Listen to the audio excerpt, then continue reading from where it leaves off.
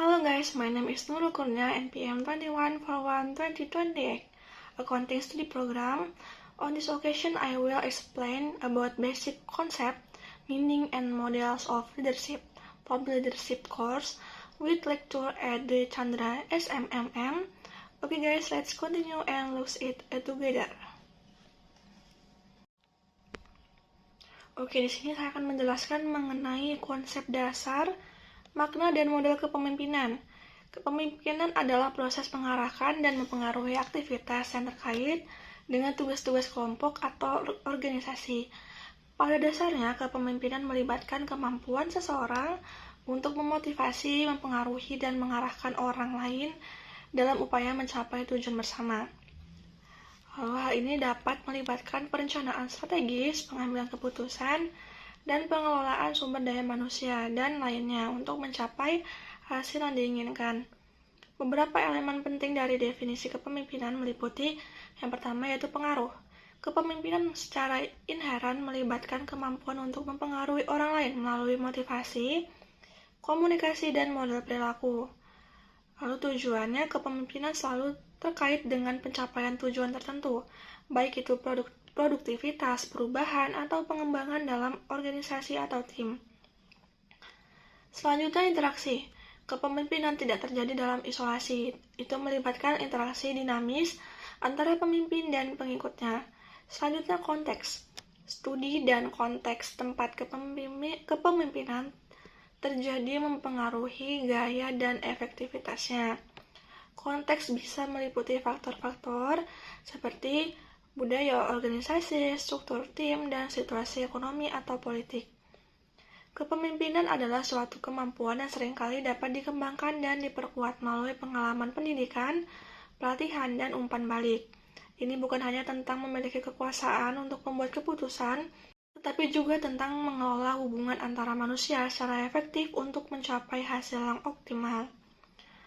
Konsep dasar kepemimpinan. Kepemimpinan adalah proses di mana seorang individu mempengaruhi, mengarahkan, dan memotivasi orang lain untuk mencapai tujuan tertentu. Ini melibatkan pengembangan visi, memberikan arahan, dan memfasilitasi pertumbuhan dan pengembangan individu dan organisasi.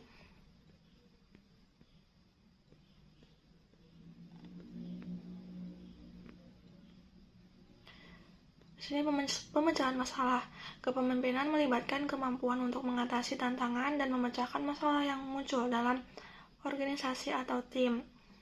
Model kepemimpinan yang pertama, teori kepemimpinan sifat, trait leadership theory.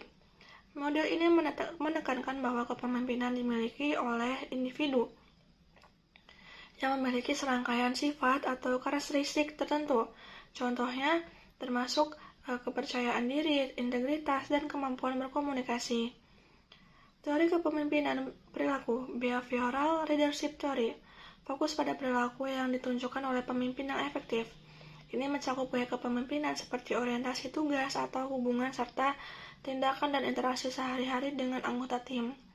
Selanjutnya, teori kepemimpinan kontingensi leadership theory. Model ini menekankan bahwa efektivitas kepemimpinan bergantung pada situasi tertentu. Contoh model kontingensi termasuk model Fiedler, model situasional Herschel-Blackhart, dan teori jalan ke tujuan Path Goal Theory. Selanjutnya, teori kepemimpinan transformasional dan traksional. Kepemimpinan transformasional berfokus pada pengembangan visi yang kuat, memotivasi, dan menginspirasi anggota tim untuk mencapainya, sedangkan kepemimpinan transaksional melibatkan pertukaran antara pemimpin dan pengikut untuk mencapai tujuan bersama. Kepemimpinan situasional atau situational leadership, model ini menyarankan bahwa gaya kepemimpinan yang efektif bervariasi sesuai dengan tingkat kematangan atau kesiapan anggota tim. Pemimpin harus mampu menyesuaikan gaya kepemimpinan mereka sesuai dengan situasi yang dihadapi. Selanjutnya ada kepemimpinan servant leadership. Kepemimpinan servant menempatkan pelayanan kepada orang lain sebagai fokus utama kepemimpinan. Pemimpin yang melayani perusahaan untuk memenuhi kebutuhan anggota tim dan membantu mereka tumbuh dan berkembang. Selanjutnya indikator efektivitas. Efektivitas kepemimpinan dapat diukur melalui berbagai indikator yang mencerminkan seberapa baik pemimpin dapat mencapai tujuan organisasi serta meningkatkan kinerja dan kesejahteraan tim atau organisasinya. Berikut adalah beberapa indikator kunci yang sering digunakan untuk menilai efektivitas kepemimpinan. Yang pertama, pencapaian tujuan kesesuaian dengan tujuan. Sejauh mana pemimpin berhasil mencapai tujuan yang telah ditetapkan untuk tim atau organisasi. Lalu kinerja organisasi. Evaluasi terhadap hasil yang dicapai termasuk kinerja finansial, produktivitas, dan pencapaian target strategis. Lalu ada pengembangan tim. Pengembangan keterampilan, kemampuan pemimpin untuk mengidentifikasi dan mengembangkan potensi dalam timnya, termasuk pelatihan. Kepuasan dan keterlibatan karyawan. Kepuasan kerja, tingkat kepuasan karyawan terhadap pekerjaan mereka dan lingkungan kerja.